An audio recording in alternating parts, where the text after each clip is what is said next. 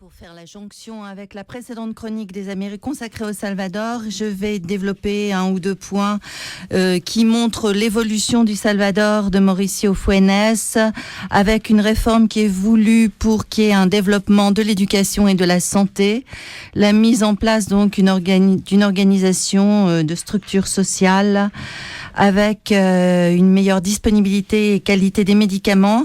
Et puis, il y a déjà une première commune qui a été déclarée libre d'analphabétisme, car c'est un gros enjeu pour ces pays d'Amérique centrale quand ils accèdent à plus de démocratie, c'est de permettre que cette démocratie bénéficie au plus grand nombre sous la forme d'un accès à la santé, à la culture, sachant que jusqu'à présent, ils en étaient très écartés. Et on va revenir sur deux pays dont je devais vous parler et dont je vais vous parler aujourd'hui, puisque j'ai décidé de traiter conjointement le Honduras et le Nicaragua. Ce sont deux pays voisins, mais avec deux évolutions complètement distinctes. Donc jusqu'en juin 2009, ils étaient tous les deux membres de l'ALBA. Et puis en juin 2009, il y a eu un coup d'État au Honduras qui a privé le Honduras de cette possibilité d'évoluer, ou du moins une grande partie de la population du Honduras de cette possibilité de connaître plus de démocratie, que le sort des paysans s'améliore et qu'ils ne retournent pas en quasi-esclavage, c'est-à-dire replonge le système néolibéral marqué par les grandes plantations et le règne des latifundias. Donc le Honduras a replongé, ça se manifeste par des assassinats de journalistes. Il y avait eu, c'était plus actuel, mais bon, il y a eu une journaliste, Luz Marina Paz, qui a été assassinée début décembre. C'était la 17e journaliste, la première femme. Il faut bien qu'à un moment ou à un autre, elle soit elle aussi victime de leur engagement. Donc le président du Honduras, l'ex-président du Honduras, Manuel Zelaya, qui est rentré au Honduras, appelle depuis plusieurs mois déjà à se mobiliser, et il est revenu pour diriger le mouvement de résistance, le Front de libération nationale du Honduras, le Front de résistance du Honduras. Il a changé plusieurs fois de nom parce que c'était un peu gênant pour nous de la solidarité de parler d'un front national. Ça avait une méchante connotation. Donc c'est un front de résistance qui rassemble tous ceux qui se sont dressés contre le coup d'État. Emmanuel Zelaya essaye, à la tête de ce mouvement, de dénoncer toute cette répression. Alors, sachant que le Honduras n'était pas sorti depuis très longtemps du joug des dictatures quand il a replongé en 2009. Donc, il avait été gouverné par des militaires de 72 à 83, et ça avait été la période des disparitions forcées, qui a recommencé, puisque le Honduras a connaît un nouvel épisode depuis l'arrivée de Roberto Micheletti et désormais la présidence de Porfirio Lombo, de mainmise sur la démocratie.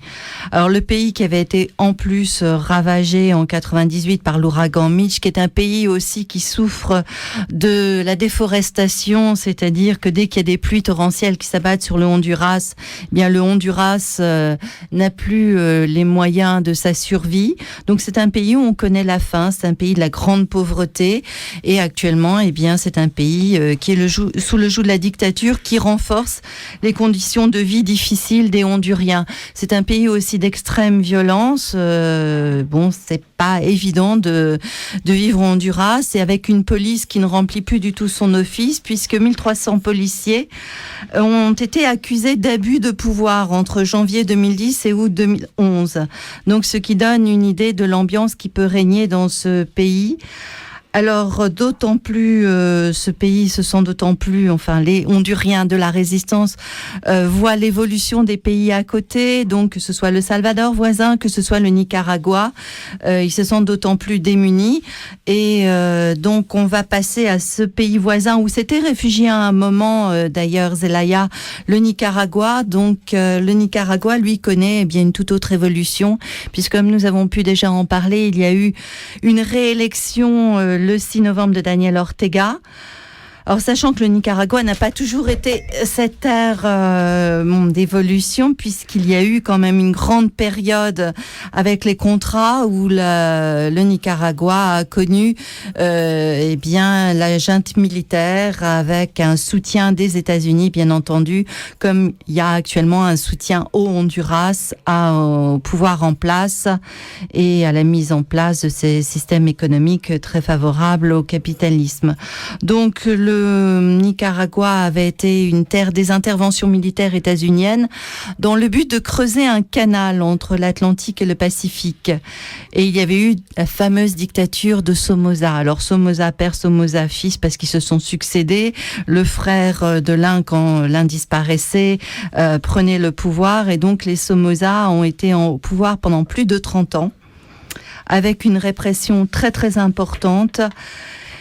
Et donc le Nicaragua, qui avait connu aussi la guérilla de 1927 à 1933 avec Augusto Sandino, mais Augusto Sandino avait été assassiné par Somoza, qui n'entendait pas lâcher le pouvoir, et donc avec l'aide des États-Unis, eh bien il s'est maintenu au pouvoir, donc comme rempart contre le castrisme, parce que de toute façon à chaque fois l'argument c'est de créer un rempart contre Cuba, contre le castrisme, l'idée à partir des années de 59 et de la révolution cubaine, c'est vraiment il faut pas qu'il y en ait d'autres. Donc ça s'est manifesté, bien même lorsqu'en 80, pour une première fois, Ortega arrive au pouvoir, eh bien, il va être désinstitué puisqu'il y aura cette arrivée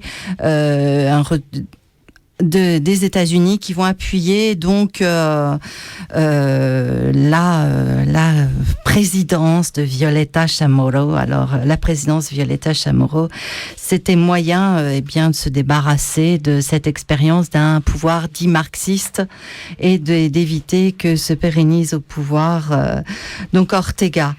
Donc il y a eu 57 000 morts quand même au Nicaragua pendant la période de répression de Somoza. Et donc depuis le 5 novembre 2006, Daniel Ortega est élu. Il a été réélu le 6 novembre 2011 avec plus de 65% des suffrages. Et c'est une expérience qui se mène à d'un renouveau de l'activité économique aussi, puisque sous Ortega, récemment, il y a eu un congrès de l'agriculture avec des nouvelles dimensions, donc plus biologiques et autres, et des biotechnologies qui sont aussi développées. Il y a un essor du Nicaragua, il y a une volonté de développer la culture, de développer l'accès à l'éducation, d'éradiquer l'analphabétisme, d'améliorer aussi la santé. Alors bien entendu, il y a ces échanges avec les autres pays de l'ALBA. Les échanges avec les brigades cubaines qui viennent pour lutter contre l'analphabétisme et qui viennent aussi avec la méthode Yo Si Puedo, et aussi tout ce qui est amélioration de la santé avec les brigades de santé. Et je vais raconter pour terminer parler de la situation à Haïti, puisque ça a été l'un des points sur lequel la CELAC s'est prononcée lors de la grande réunion. Il y a eu cette affirmation d'une aide à Haïti. Alors, il faut savoir qu'il y a 2 ans, il y avait au mois de janvier, puisqu'on est presque en janvier 2012, il y a eu un tremblement de terre à Haïti. Alors, dans un premier temps, il y a eu des tas de sommes qui ont été collectées. Il semblait qu'il y ait une manne qui allait de façon positive s'abattre sur Haïti. Sauf que concrètement, l'épidémie de choléra à Haïti a vu le départ des aides. C'est-à-dire que les brigades médicales ont déserté. Enfin, les organismes internationaux d'aide humanitaire ont abandonné Haïti mi-novembre par manque de fonds. C'est-à-dire qu'ils n'ont pas d'argent pour aider. Alors qu'il y a 58 000 personnes qui sont toujours dans des camps, 580 000 personnes, qui sont toujours dans des camps, que 48% sont des sinistrés sans accès à l'eau potable, Mais on ne sait pas trop ce qu'est devenu l'argent de cette aide humanitaire qui devait permettre à Haïti de de faire face après le tremblement de terre et après l'épidémie de choléra qui a suivi. Donc il reste à Haïti l'aide des brigades médicales cubaines qui ont permis une diminution du taux de mortalité, même si il y a encore le choléra de façon endémique.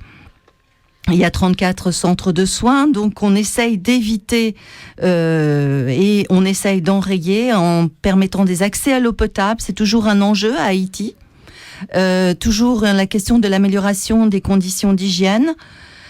Et il y a aussi cette aide au logement qui a été apportée par le Venezuela et par d'autres pays de l'ALBA. Et dernièrement, le Venezuela a aussi apporté 10 tonnes d'aliments et d'autres articles pour permettre un début de reconstruction ou tout du moins une survie des Haïtiens. Voilà, je vais terminer par quelques infos diverses sur les pays des Amériques. Donc, il faut savoir qu'il y a une croissance économique. Et oui, des pays des Amériques. L'Équateur affiche un taux de 6,5 d'augmentation du PIB, alors qu'il est de 4,7% en moyenne dans la zone, dans la région. Donc, il est déjà plus élevé que de par chez nous. Et ensuite, le Brésil, qui est devenu la 6e puissance économique mondiale, dépassant la Grande-Bretagne.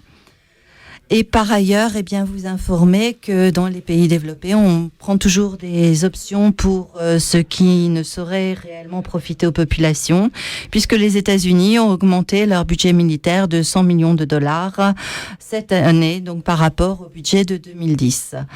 Et en augmentant par ailleurs, en multipliant par 2 l'aide au Pakistan. Voilà, donc il y aura des conférences toute l'année 2012 et on est sur des programmes actuellement pour la future semaine anticoloniale concernant la CELAC, l'Haïti, Guadeloupe, Cuba, 3 îles, des devenirs très différents. De multiples activités qui devraient nous permettre de mieux connaître, de mieux comprendre. Et puis, je vous souhaite quand même de très bonnes fêtes de fin d'année. Et rendez-vous le 6 janvier pour la prochaine émission de Sortir du colonialisme. À bientôt, au revoir.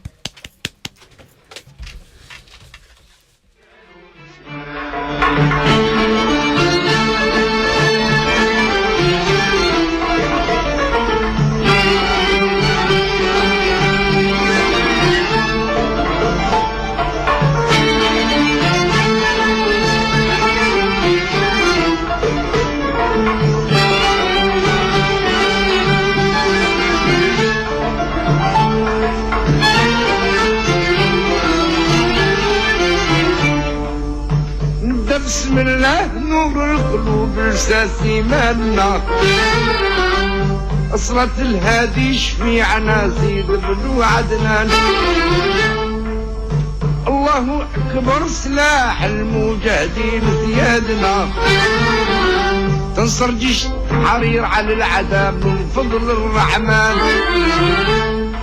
اللي استشهد مرحوم واللي عاش يبقى في الامان الحمد لله ما بقاش استعمار بلادنا السرسيط والظلم والحرب الكون الشجعان ضحى الرجال في الغيب والصحراء والمنى تحيا الجزائر حرة يحيى والشبان تحيا الجزائر حرة رجال ونسوان